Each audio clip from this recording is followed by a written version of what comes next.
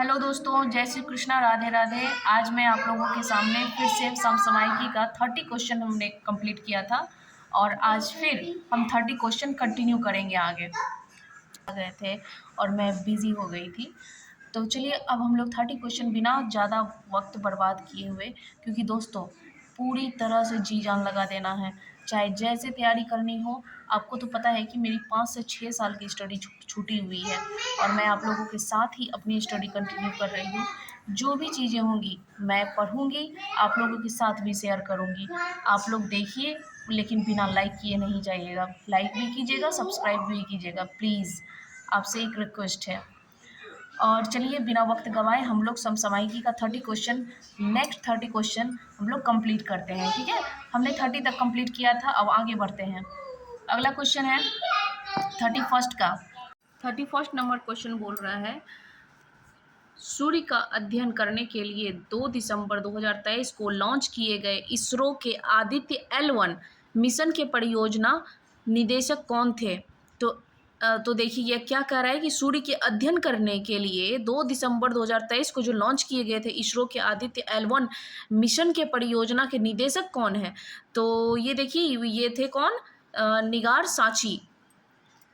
तो आइए इसका डिटेल्स भी हम पढ़ लेते हैं। इसका डिटेल्स है, सूर्य के अध्ययन हेतु इसरो द्वारा 2 दिसंबर 2023 को आदित्य L1 मिशन लॉन्च किया गया था और इसे सतीश धवन अंतरिक्ष केंद्र श्रीहरिकोटा आंध्र प्रदेश से PSLV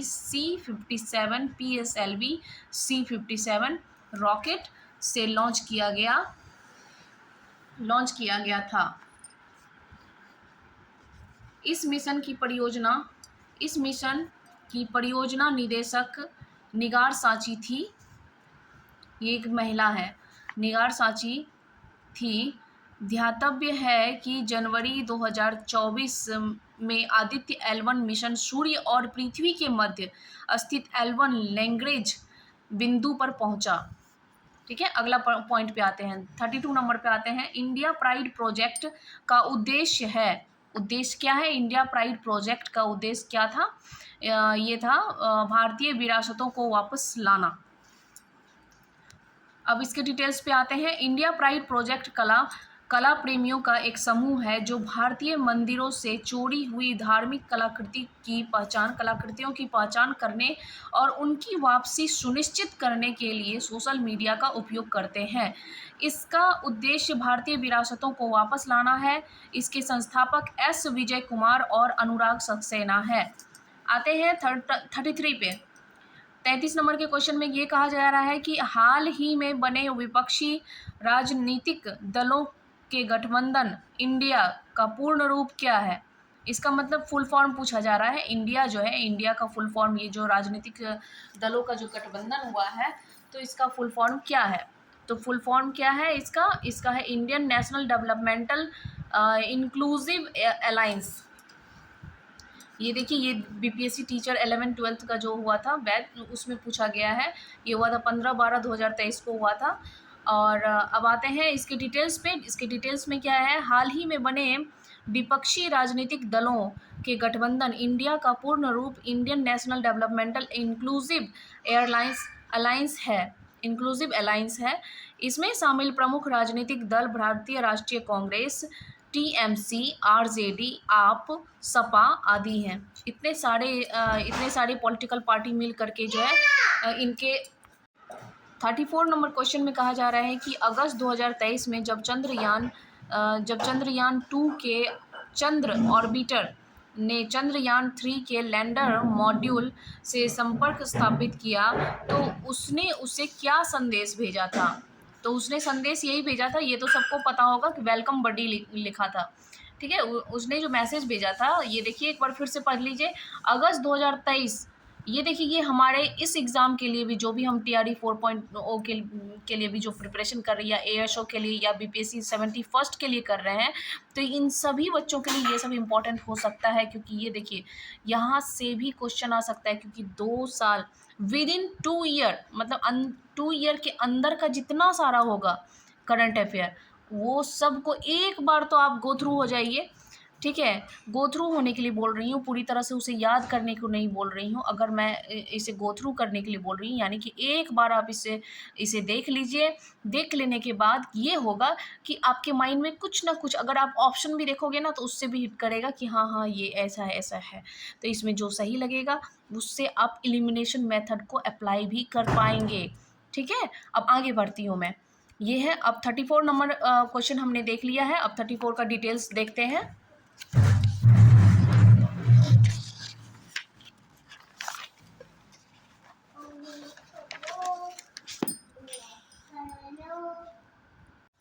आइए 34 नंबर क्वेश्चन का डिटेल्स हम पढ़ लेते हैं। ये कहा गया है कि अगस्त 2023 में जब चंद्रयान 2 के चंद्र ऑर्बिटर ने चंद्रयान 3 के लैंडर मॉड्यूल से संपर्क किया था तो उसने उसे वेलकम बडी का संदेश भेजा। चंद्रयान 3 चंद्रयान 2 का अनुवर्ती मिशन है। अगला आता है 35 नंबर क्वेश्चन में, हाल ही में उद्घाटित किए गए भारत में नए संसद भवन के वास्तुकार कौन है? तो ये है आपको बिमल पटेल। ये भी पूछा गया है, बीपीएससी टीचर के एग्जाम में पूछा गया है, टीआरई में पूछा गया है। अब देखिए इसका डिटेल्स में हम लोग जानते हैं, डिटेल्स में क्या लिखा हुआ है। भारत के नए संसद भवन के वास्तुकार बिमल पटेल है। नए संसद भवन में आधारशिला दिसंबर 2020 में प्रधानमंत्री नरेंद्र मोदी जी के द्वारा जो है रखी गई थी। और नए संसद भवन का आकार त्रिकोणीय है, ट्रायंगुलर शेप में है। और इस संसद भवन में लोकसभा में 888 सांसदों तथा राज्यसभा में 384 यानी कि 384 सांसद के बैठने की व्यवस्था की गई है। इस संसद भवन का उद्घाटन प्रधानमंत्री नरेंद्र मोदी ने 28 मई 2023 को किया था। अब चलते हैं, अगला क्वेश्चन है 36 नंबर है, 36 नंबर है 70। अब आते हैं 76वें कांस्य फिल्म महोत्सव मई 2023 में निम्नलिखित में से कौन सी भारतीय फिल्म प्रदर्शित की गई? ये किया गया था डी नंबर, यानी कि इसमें से एक से अधिक। ये किया गया था अनुराग कश्यप की कैनेडी की गई थी, अनु बहल की आगरा की गई थी, और नीरज पांडे की खाकी, यानी कि ये इन तीनों को किया गया था।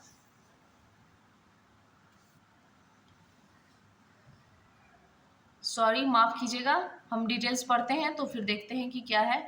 76वीं कांस्य फिल्म महोत्सव 2023 का आयोजन 16 मई 2023 से 27 मई 2023 तक फ्रांस में किया गया। इस फिल्म महोत्सव में भारत की अनुराग कश्यप की कैनेडी और अनु बहल की आगरा तथा युधाजित बसु की नेमिच तथा अरिबम श्याम शर्मा की ईशानी को प्रदर्शित किया गया। 77वें संस्करण यानी कि 77 संस्करण जो था उसका आयोजन 14 से 25 मई 2025 के बीच किया गया। इस समारोह में भारत की पायल कपाड़िया की film all we imagine as light ने ग्राउंड पिक्स श्रेणी में दूसरा पुरस्कार जीता है। अब आते हैं 37 नंबर क्वेश्चन। 37 नंबर क्वेश्चन कह रहा है, आदित्य L1 उपग्रह का सूर्य अवलोकन बिंदु क्या है? ये बहुत सारे एग्जाम में पूछा भी गया है। ये है आपको ए नंबर, यानी कि L1। अब आते हैं नेक्स्ट क्वेश्चन पे। नेक्स्ट क्वेश्चन है हमारा 38 नंबर।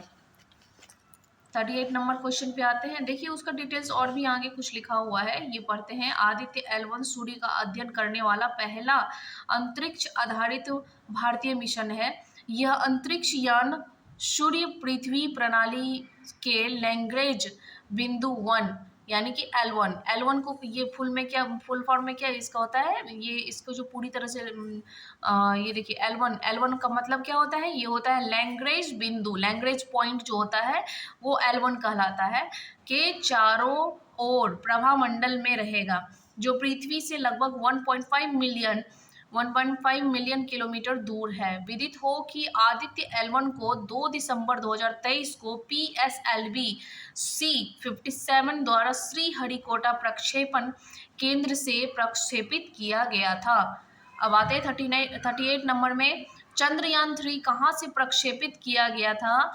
और ये किया गया था श्रीहरिकोटा से। आते हैं इसके डिटेल्स पे। 14 जुलाई 2023 को सतीश धवन अंतरिक्ष केंद्र श्रीहरिकोटा आंध्र प्रदेश से चंद्रयान को प्रक्षेपित किया गया था। इसकी सफल लैंडिंग 23 अगस्त 2023 को चंद्रमा के दक्षिण ध्रुव पर हुई थी।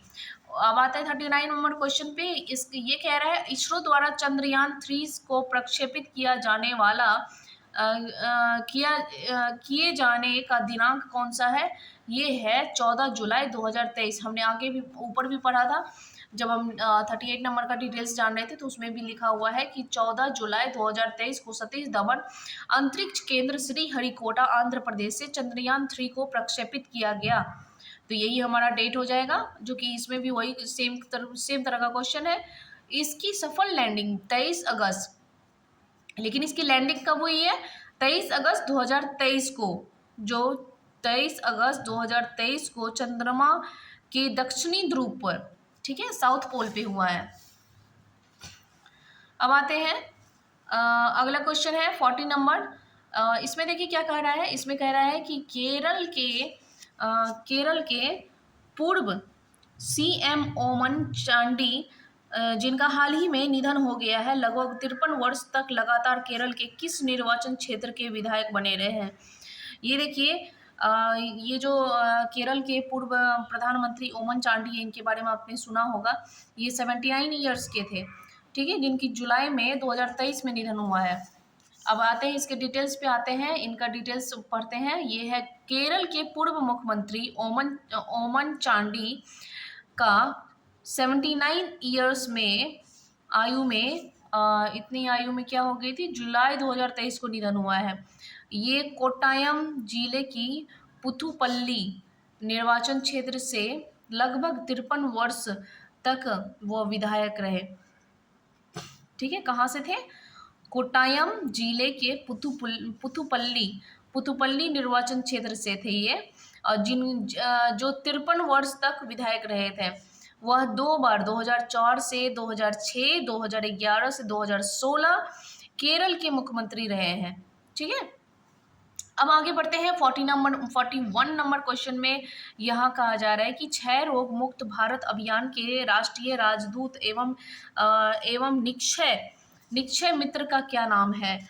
अब बताते हैं, ये आगे बढ़ते हैं तो देखते हैं निक्षय मित्र क्या नाम है। ये है आपको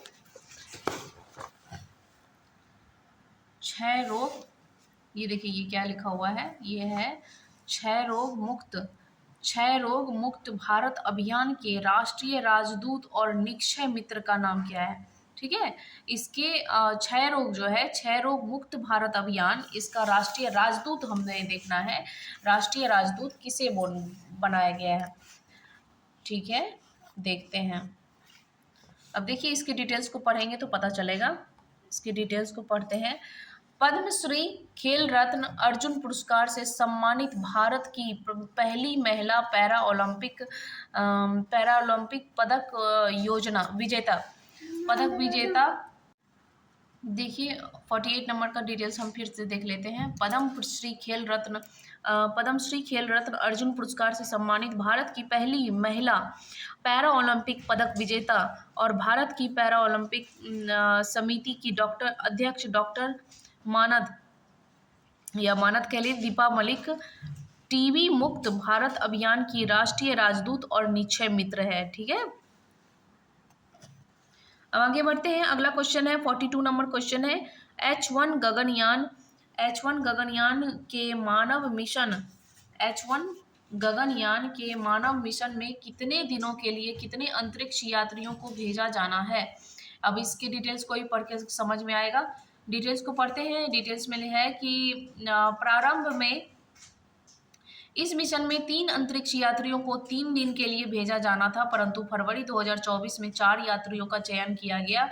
हालांकि इनमें से 3 को ही मिशन पर भेजा जाएगा, ठीक है, 3 को ही भेजा गया था। और मुख्यमंत्री, अब आते हैं अगले क्वेश्चन पे 43 नंबर। मुख्यमंत्री M.K. स्टालिन ने कहाँ महाकवि सुब्रमण्यम भरतियार की प्रतिमा का अनावरण किया है? ये किया है वाराणसी में। इसकी डिटेल्स को पढ़ के समझते हैं। दिसंबर 2022 में तमिलनाडु के मुख्यमंत्री M.K. स्टालिन द्वारा वीडियो कॉन्फ्रेंसिंग के माध्यम से महाकवि सुब्रमण्यम भारतियार की प्रतिमा का वाराणसी उत्तर प्रदेश में उद्घाटन किया गया।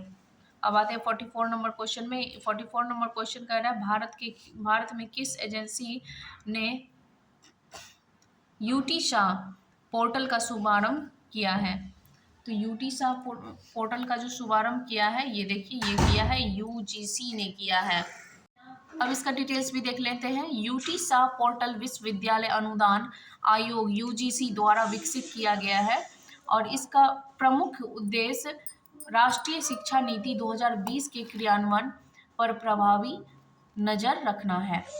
अब 45 नंबर देखते हैं। APJ Abdul Kalam satellite launch vehicle mission को लॉन्च किया गया था।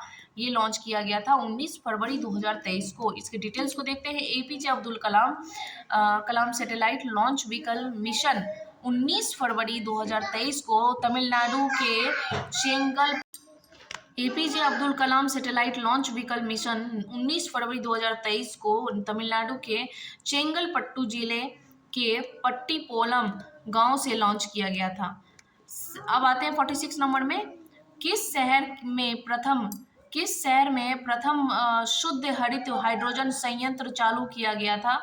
ये अब इसके डिटेल्स को पढ़ते हैं तो पता चलेगा। भारत का पहला शुद्ध हरित हाइड्रोजन संयंत्र असम के जोरहाट शहर में चालू किया गया था। भारत का पहला ठोस अपशिष्ट से हाइड्रोजन बनाने का संयंत्र पुणे महाराष्ट्र में स्थापित किए जाने की योजना है। नोट में पढ़ते हैं। BPSC ने इस प्रश्न का विकल्प C माना। अच्छा, BPSC ने इस क्वेश्चन का आंसर पुणे मांगा था, पुणे माना है, बट ये होगा, ठीक है, इसका असम आंसर होगा। असम का जोरहाट जिला, ठीक है। वहाँ पहला शहर में, किस शहर में पहला शुद्ध हरित हाइड्रोजन संयंत्र चालू किया गया है? ठीक है। अब आते हैं अगला, नेक्स्ट क्वेश्चन पे आते हैं। नेक्स्ट क्वेश्चन कह रहा है निम्नलिखित कथनों पर विचार कीजिए। चंद्रयान 3 भारत का 47 नंबर क्वेश्चन में कहा जा रहा है कि निम्नलिखित कथनों पर विचार कीजिए। चंद्रयान 3 भारत का एक महत्वपूर्ण अंतरिक्ष मिशन नहीं है। दूसरा है चंद्रयान 3 के साथ भेजे गए विक्रम लैंडर और प्रज्ञान रोवर अपना कार्य ठीक से नहीं किए हैं। और तीसरा नंबर है चंद्रयान पर यान उतारने वाले देशों की सूची में भारत चौथे स्थान पर है। अब देख लीजिए इसके ऑप्शन को। ऑप्शन में है उपर्युक्त कथनों में से कौन सा एक सही है? तो केवल 1, केवल 3, केवल 2 और उपयुक्त में से एक से अधिक और उपर्युक्त में से कोई नहीं। तो इसका B नंबर होगा, केवल 3। तो 3 में क्या कह रहा है? चंद्रयान पर यान उतारने वाले देशों की सूची में भारत चौथे स्थान पर है। तो आगे बढ़ते हैं अब हम लोग आगे देखते हैं। अगला क्वेश्चन है,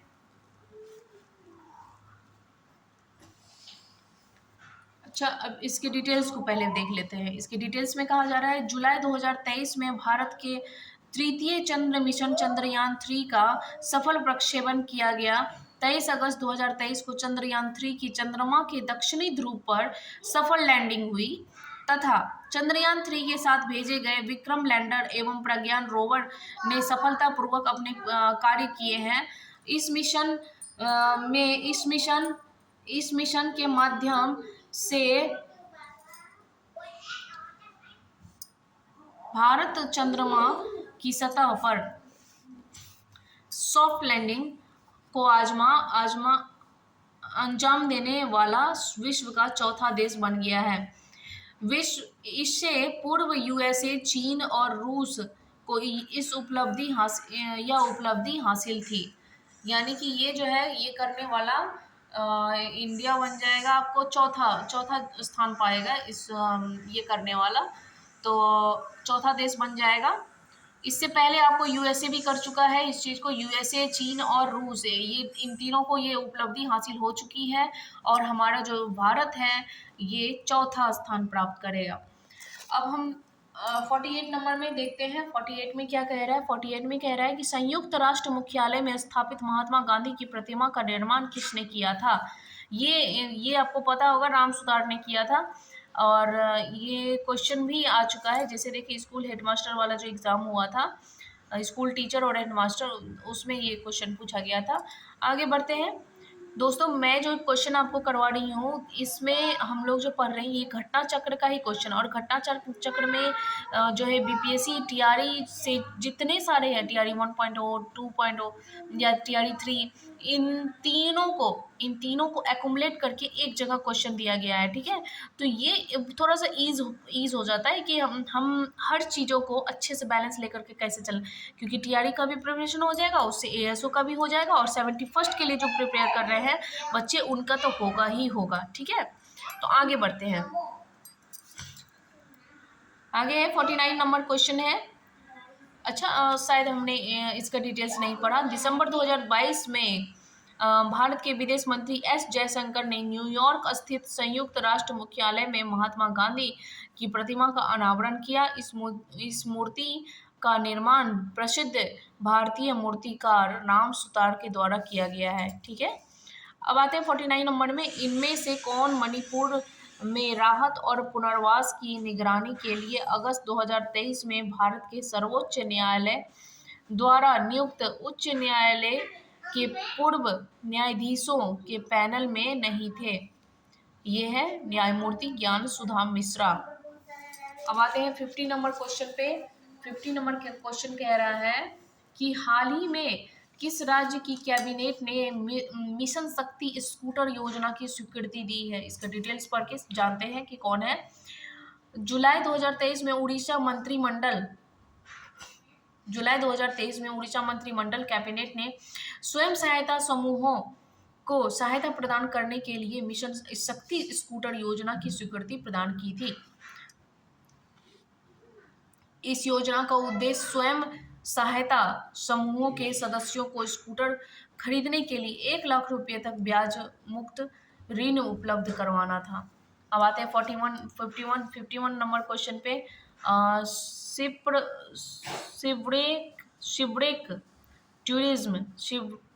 शिप्रेक टूरिज्म के संदर्भ में सुंची रीफ, एमी शॉल एवं ग्रांडे द्वीप पर भारतीय जल के जहाज़ों के मलबे का पता लगाया गया।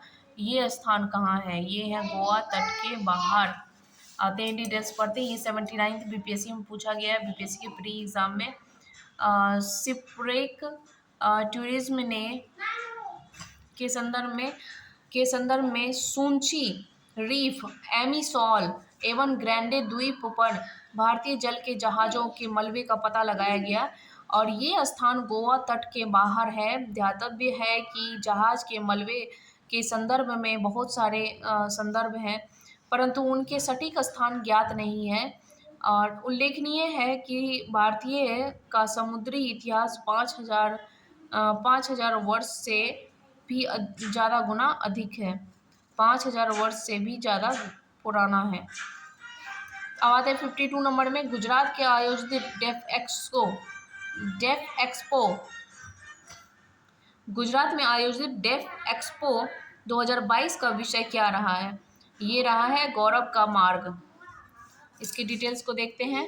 डिटेल्स कह रहा है अक्टूबर 2022 में डेफ एक्सपो 2022 का आयोजन गुजरात की राजधानी गांधीनगर में किया गया। इस आयोजन की थीम थी पाथ टू प्राइड, गौरव का मार्ग, तथा इस 5 दिवसीय कार्यक्रम में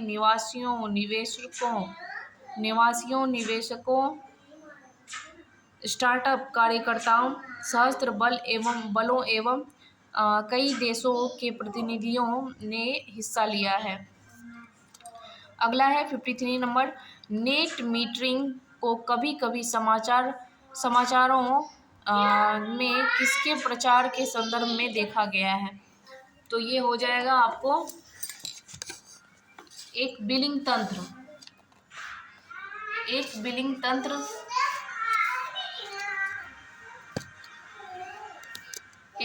तंत्र जो सौर ऊर्जा प्रणाली मालिकों को ग्रिड में जोड़ी गई बिजली का श्रेय देता है।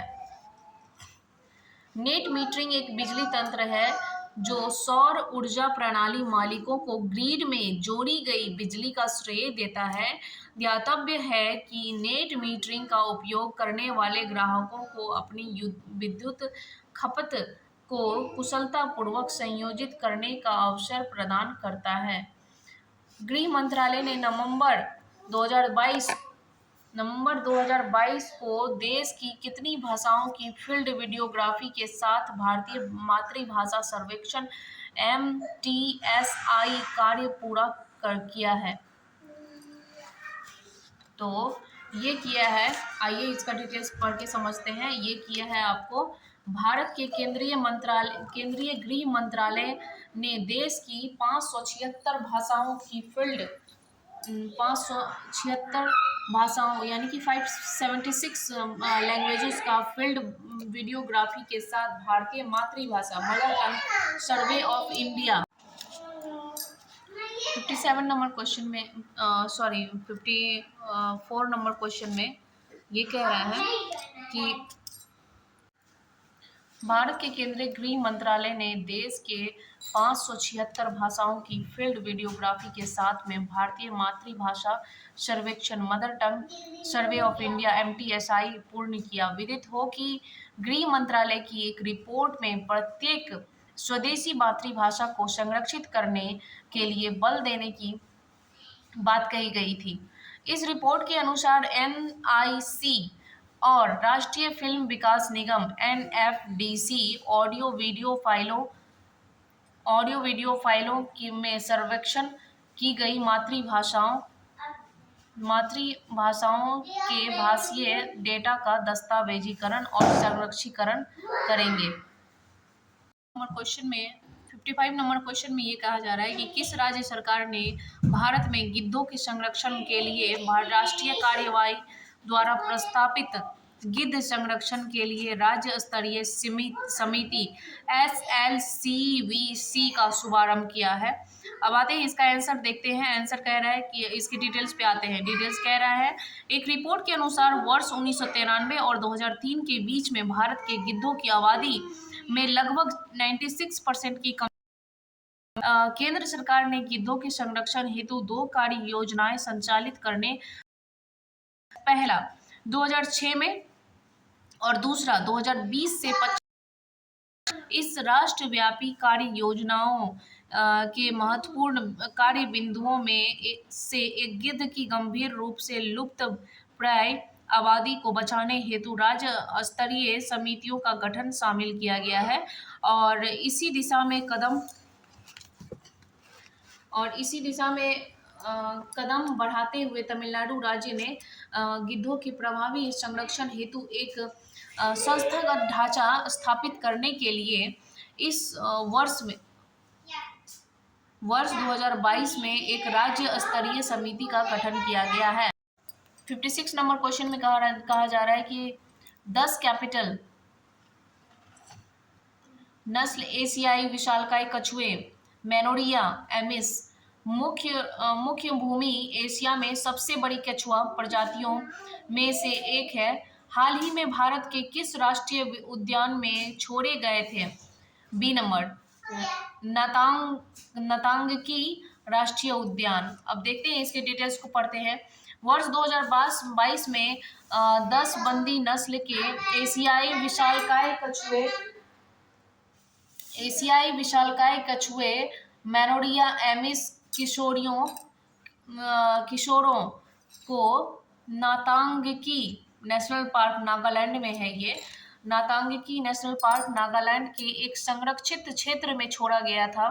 विदित हो कि एशियाई विशालकाय कछुए को अंतर्राष्ट्रीय प्रकृति संरक्षण संघ IUCN की संकटग्रस्त प्रजातियों की लाल सूची के तहत गंभीर रूप से लुप्त प्राय श्रेणी में सूचीबद्ध किया गया है। ध्यातव्य है कि नागालैंड वन विभाग और गैर लाभकारी टर्टल सर्वाइवल अलायंस और wild life conservation society India ने प्रजातियों को पुनः जंगल अधिवास के अनुकूल बनाने हेतु जनसंख्या में सुधार के उद्देश्य से कछुओं को छोड़ा है।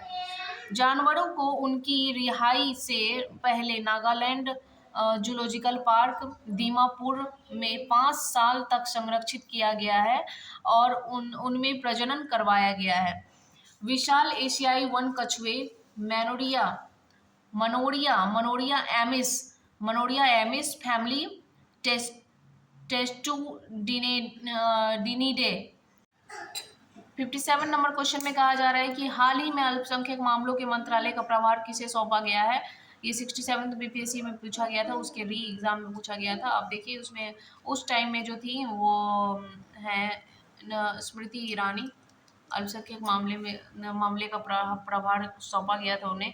प्रश्नकाल में अल्पसंख्यक कार्य मंत्री स्मृति जुबिन ईरानी को थी। वर्तमान में यह मंत्रालय किरण रिजिजू के पास है। ठीक है। अब 58 नंबर क्वेश्चन में आते हैं। 58 नंबर क्वेश्चन है भारत के 15वें राष्ट्रपति चुनाव के लिए संयुक्त प्रगतिशील गठबंधन यूपीए के उम्मीदवार कौन है। आइए देखते हैं यूपीए के उम्मीदवार कौन है। तो ये देखिए इसके डिटेल्स को पढ़ते हैं तब समझेंगे। डिटेल्स में है वर्ष 2022 में संपन्न भारत के राष्ट्रपति का चुनाव 15वां नहीं वरन 16वां है और इस चुनाव में झारखंड की पूर्व राज्यपाल द्रौपदी मुर्मू सत्तारूढ़ राष्ट्रीय जनतांत्रिक गठबंधन यानी कि राजग